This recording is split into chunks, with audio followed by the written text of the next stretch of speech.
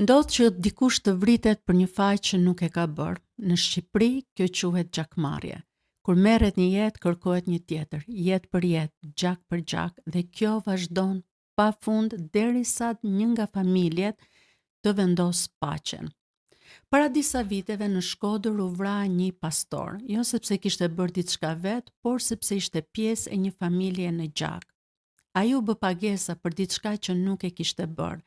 Dhe kjo është ajo që e bën gjakmarrjen të frikshme, dikush paguan edhe kur nuk është fajtor.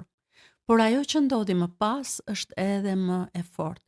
Familja e tij zgjodhi të falë. Nuk kërkoi një jetë tjetër dhe aty zinxhiri u ndërpre. Sepse dikush duhet të ndalojë ciklin, dikush duhet të thotë mjaft. Në rastin në fjalë, familja e tij vendosi për shkak të asaj që ata besonin në lidhje me jetën, dinjitetin e saj edhe vdekjen, si diçka që i rezervohet vetëm Perëndisë. Për të dhënë falje në vend të hakmarrjes. Në besimin e krishterë, kjo ide e faljes shkon edhe më thellë. Jo vetëm në histori si kjo, por në mënyrën se si e kuptojmë jetën.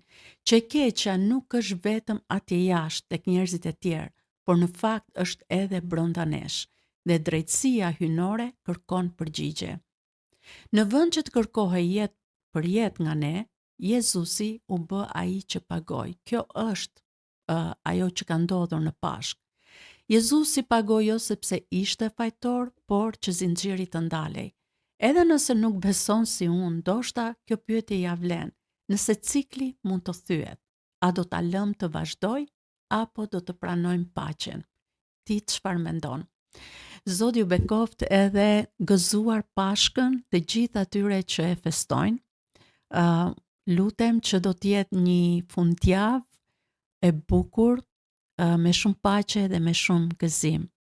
Për ju miq të tjerë, gjithashtu gëzuar, edhe lutem që do të merrni pjesë në gëzimin e Pashkës, sepse mesazhi i Pashkës është për të gjithë. Nëse nuk më ndiqni, por ju pëlqen që të ndiqni materiale të tilla që lidhin jetën e përditshme me aspektin shpirtëror me besimin, atëherë më bëni follow. Dëgjohemi prapë.